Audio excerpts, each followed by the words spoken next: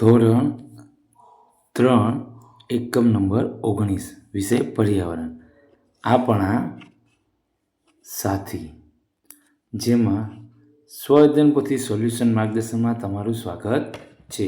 જોઈએ આપણે માર્ગદર્શન, તો એમાં જોઈએ પ્રશ્ન નંબર 1. આપેલા વિકલ્પોમાંથી યોગ્ય વિકલ્પ પસંદ કરી ખાનામાં લખો. તો એમાં પહેલો જ આપણે જોઈએ, નીચેનામાંથી કયા પ્રાણીઓમાંથી ઊન મળે છે? તો ઘેટું. આગળ જોઈએ, ઘોડાના રહેઠાણને શું કહેવાય? તો ઘોડાના રહેઠાણને તબેલો કહેવાય. આગળ નંબર 3.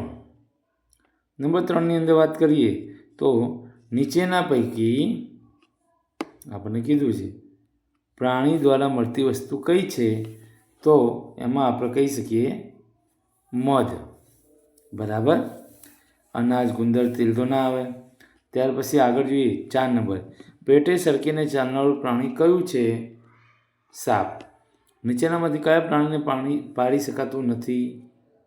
શિયાળ. નંબર 6. નંબર 6ની અંદર જોઈએ તો એમાં કીધું છે કે નીચેનામાંથી કયા પ્રાણીને પાળી શકાતું નથી? તો કે આપેલા તમામ. આગળ પક્ષીઓને આપવામાં આવતા અનાજને શું કહે છે? તો ચણ. નીચેનામાંથી શું અલગ પડે છે? પોપટ. પ્રશ્ન નંબર 2. પ્રશ્ન નંબર 2ની અંદર આપણને કીધું છે કે વિધાનો ખરા છે કે ખોટા તે જણાવો. એમાં પહેલું વિધાન જોઈએ કે બળદ ખેતી કામ માટે ઉપયોગી પ્રાણી છે. સાચું. કૂતરો વફાદાર પ્રાણી નથી. ખોટું. પક્ષીઓ દાણા ખાય છે. સાચું. ગાય ભેંસના રહેઠાણને ગમાણ કહે છે. સાચું. પક્ષીઓ ખેતીના પાક માટે ઉપયોગી છે. ખોટું. આગળ જોઈએ પ્રશ્ન નંબર 3. પ્રશ્ન નંબર 3ની અંદર સૂચના છે કે ભાઈ શું કરશો? શું કહે છે? શું કરશો? અહીંયા આપણને નામ, શું ખવડાવશો, ક્યાં ઉપયોગી, તેના રહેવા માટે શું કરશો એની વાત છે. તો અહીંયા આપણને પ્રથમ આપેલું છે ગાય. તો આપણે લખવાનું કે ભાઈ ગાયને શું ખવડાવશો? તો અહીંયા લખી શકાય ઘાસ, ખોળ. ગાય શું આપે? દૂધ આપે. ગમાણ બનાવશું. એવી રીતે હાથી. તો કે ઘાસ, ઝાડના પાન. ક્યાં ઉપયોગી? વજન ઉચકવા. ક્યાં રાખશું? વાડામાં રાખીશું. તો આવી રીતે આપણે દરેકે દરેક પ્રાણીનું લખવાનું છે. અહીંયા કીધું છે કે ભાઈ મરઘી, તો કે દાણા, ઈંડા આપે.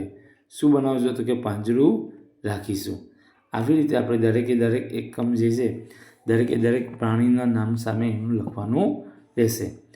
આગળ જોઈએ તો અહીંયા કીધું છે કે ભાઈ ગધેડો. તો ગધેડાને ક્યાં રાખીએ આપણે?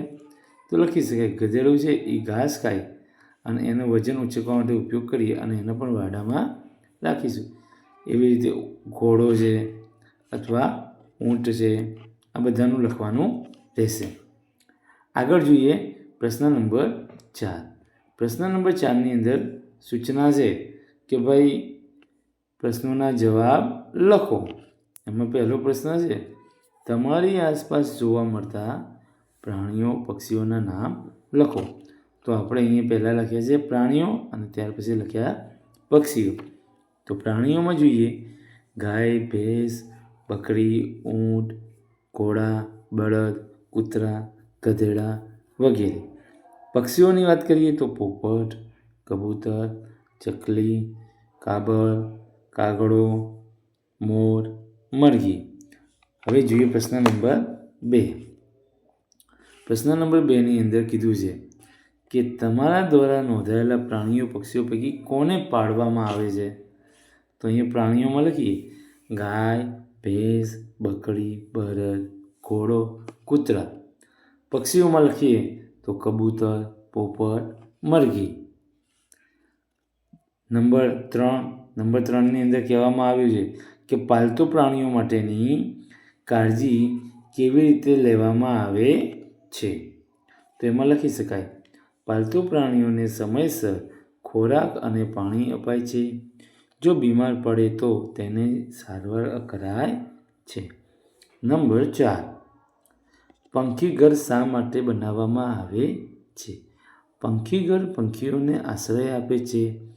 તેમને રહેવા માટેની જગ્યા મળે એટલા માટે બનાવવામાં આવે છે.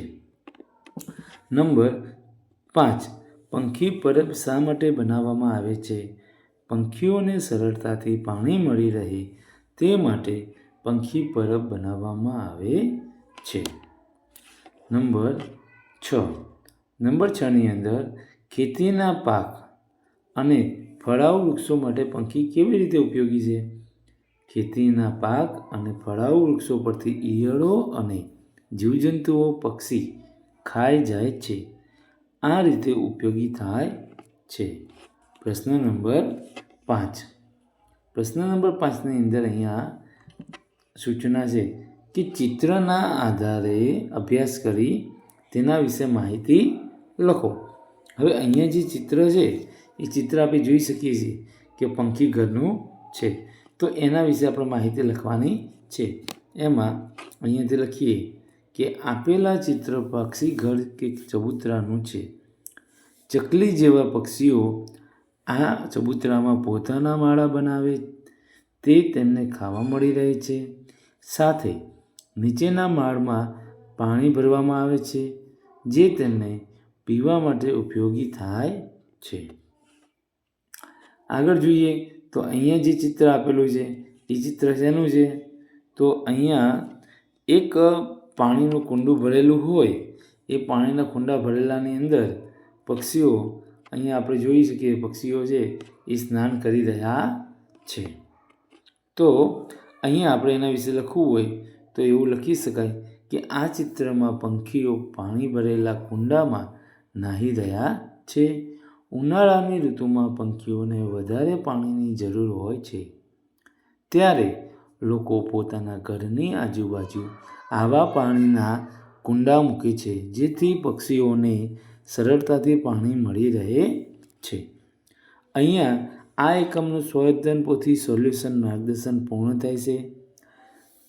અમારા આવા જ માર્ગદર્શનપૂર્ણ વિડીયો મેળવવા માટે અને અમારી સાથે જોડાયેલા રહેવા માટે અમારી ચેનલને સબસ્ક્રાઈબ કરો અને આવા જ વિડીયો મેળવતા રહો. આવજો.